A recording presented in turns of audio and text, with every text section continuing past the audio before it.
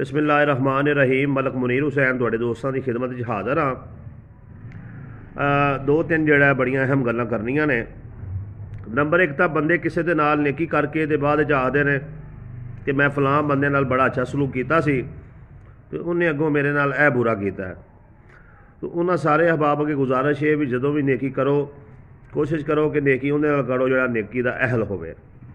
और दूसरी चीज़, नेकी जदों भी करो तो ਉਹਦਾ सिला ਜਿਹੜਾ ਉਹ इंसान को ना मंगो, बल्कि नेकी जड़ी है वो अल्लाह की रज़ा वास्ते करो।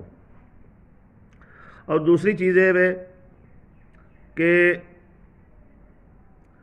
बाज़ बंदे अपनी नाकामी ते आंदे ने कि जी अगर इंज हो जाता तो उंज हो जाता, माजी के मामलात नूं टटोलते रहंदे ने। अल्लाह के नबी सल्लल्लाहु अलैहि वसल्लम की यह सुन्नत मुबारक नहीं कि गुजरे हुए किसी लम्हे ते पछताया जाए, बल्कि हर हाल जड़ा अल्हम्दुलिल्लाह अल्हम्दुलिल्लाह ये कहना चाहिए और अगे अपनी ज़िंदगी वास्ते मजीद मेहनत और कोशिश जारी रखनी चाहिए ताकि कोई जड़ा जिंदगी के अंदर कोई मंजिल मिल सके। तीसरी चीज़,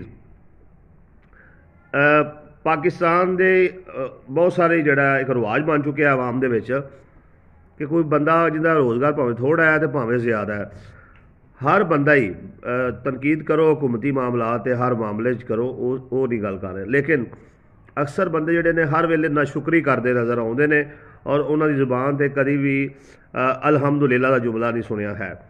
लिहाजा कोशिश करया करो कि अपनी ज़ुबान ते अल्लाह की तस्बीहात जड़ियां ने उन्होंने जारी रखो और अपनी ज़िंदगी के अंदर जिहड़े जुमले ने माशाअल्लाह, सुबहान अल्लाह, अल्हम्दुलिल्लाह, अस्तगफिरुल्लाह, माशाअल्लाह, तबारक अल्लाह फ़ी अल्लाह बारिक, तो इस तरह के रब्बाना तकब्बल मिन्ना, इस तरह के जोड़े जुमले ने या इन्हों अपनी जुबान पंजाबी उर्दू सरैकी जो भी थोड़ी जुबान है उनके कि अल्लाह पाक सलामत रखे, अल्लाह पाक बरकत दे, अल्लाह पाक इज़्ज़त दे, अल्लाह पाक कामयाब करे, अल्लाह पाक रहमत का नज़ूल फरमाए, अल्लाह पाक अपनी नेमतों ज़्यादा फरमाए। इस तरह के जुमलियां अपनी ज़िंदगी के अंदर ज़्यादा तो ज़्यादा इस्तेमाल करया करो। जिसले तुसी ज़ुबान नाल शुक्र अदा करना शुरू करोगे तो अल्लाह तबारक व तआला इस ज़ुबानी शुक्र नूं जिहड़ा है वो तुहाडे जिहड़ा वजूद के अंदर उसकी बरकत ता फरमाएगा और तुहाडे पूरे वजूद विच अल्लाह दी शुक्र अदा करन दी जिहड़ा है एक ख्वाहिश पैदा होएगी और आहिस्ता आहिस्ता तुसी शुक्रगुजारी की तरफ चले जाओगे। तो ये तीन चीज़ां हो गईयां कि नेकी दा अजर अल्लाह कोलों मंगो, साबका जिंदगी ते पछताते ना रवो और अपनी ज़ुबान तो हर वेले अल्लाह का शुक्र अदा करो। ना शुक्री रिज़क नूं खा जाती है, ना शुक्री इंसान के तशख़्ख़ुस नूं खराब कर देंदी है। ठीक हो गया जी। और चौथी चीज़ है बद अखलाकी कि बाज़ बंदे मजाक दे विच हर वेले गालां कढ़दे रहिंदे ने और मजाक दे विच गंदियां गल्लां सुणाते रहिंदे ने और इत्थों गंदी गल सुनी और अगे सुनाई और अगे सुनाई और फैलदी जाती है।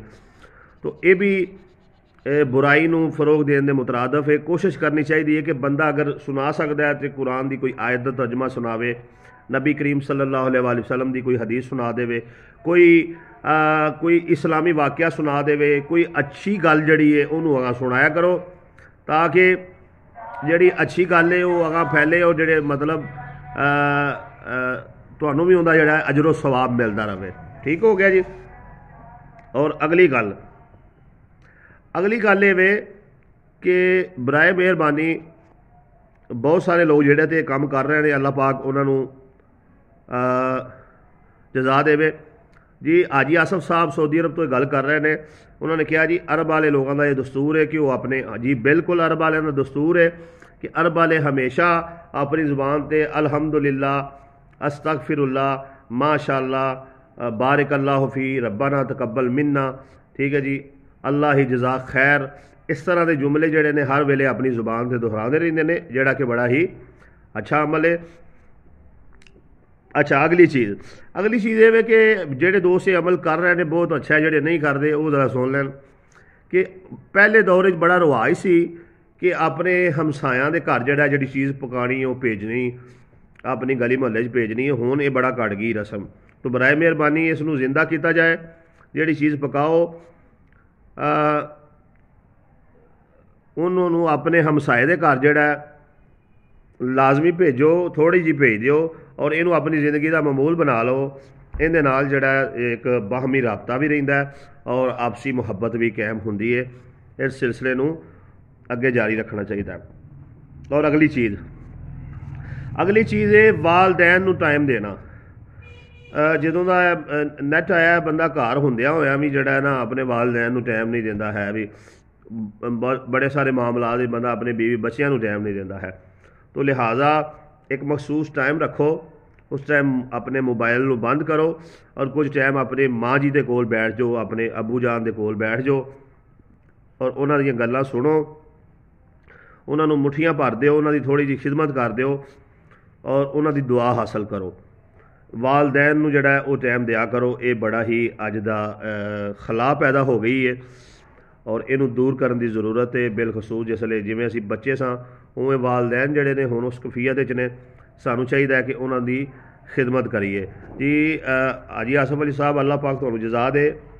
ਤੁਸੀਂ ਬੜੀ ਅੱਛੀ ਗੱਲ ਕੀਤੀ। ਅੱਲਾਹ ਪਾਕ ਤੁਹਾਨੂੰ ਸਲਾਮਤ ਰੱਖੇ, ਆਪਣੇ ਹਿਫਜ਼ ਅਮਾਨ ਵਿੱਚ ਰੱਖੇ।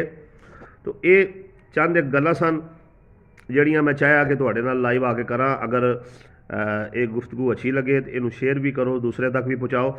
ਔਰ ਆਖਰ ਤੇ ਇੱਕ ਬੜੀ ਅਹਿਮ ਗੱਲ, ਅੱਜ ਕੱਲ੍ਹ ਰਿਵਾਜ ਬਣ ਗਿਆ ਹੈ ਵੀ ਚੰਗੇ ਜਿਹੜੇ ਮਤਲਬ ਸਮਝਦਾਰ ਬੰਦੇ ਵੀ ਨੇ, ਉਹ ਵੀ ਟਿਕਟਾਕ 'ਤੇ ਆਈਡੀਆਂ ਬਣਾ ਕੇ ਅਤੇ ਉੱਥੇ ਜਿਹੜਾ ਨਾ ਉਲਟੀ ਸਿੱਧੀ ਐਕਟਿੰਗ ਕਰਕੇ ਤੇ ਵੀਡੀਓ ਪਾ ਰਹੇ ਨੇ।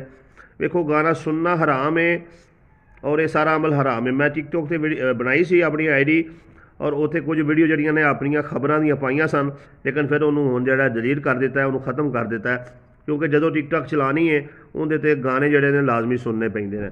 ਤੋ ਲਿਹਾਜ਼ਾ ਬੁਰਾਈ ਨੂੰ ਆਮ ਨਾ ਕਰੋ। ਇਹ ਜੀ ਟਿਕਟੋਕ ਵਾਲੀ ਹੋ ਗਈ ਅਤੇ ਸਨੈਕ ਵੀਡੀਓ ਅਤੇ ਫਲਾਂ, ਇਹ ਜਿੱਥੇ ਵੀ ਬੇਹਜਾਈ ਫੈਲਾਈ ਜਾ ਰਹੀ ਹੈ, ਇਹਨਾਂ ਆਈਡੀਆ ਨੂੰ ਫਰੋਗ ਨਾ ਦਿਓ ਬਰਾਏ ਮਿਹਰਬਾਨੀ, ਬਲਕਿ ਅੱਛੀਆਂ ਚੀਜ਼ਾਂ ਨੂੰ ਫਰੋਗ ਦਿਆ ਕਰੋ। ਔਰ ਆਖਰੀ ਗੱਲ ਬੜੀ ਹੀ ਅਹਿਮ, ਜਦੋਂ ਵੀ ਕੋਈ ਦੋਸਤ ਵੀ ਜਿਹੜਾ ਤੁਹਾਡੇ ਨਾਲ ਜਿਹੜਾ ਐਡ ਹੈ ਉਹ ਕੋਈ ਕੁਰਾਨੀ ਆਇਤ ਲਾਉਂਦਾ ਹੈ ਤੇ ਉਹਨੂੰ ਸ਼ੇਅਰ ਕਰ ਦਿਆ ਕਰੋ। ਕੋਈ ਹਦੀਸੇ ਨਬਵੀ ਲਾਉਂਦਾ ਉਹਨੂੰ ਸ਼ੇਅਰ ਕਰ ਦਿਆ ਕਰੋ।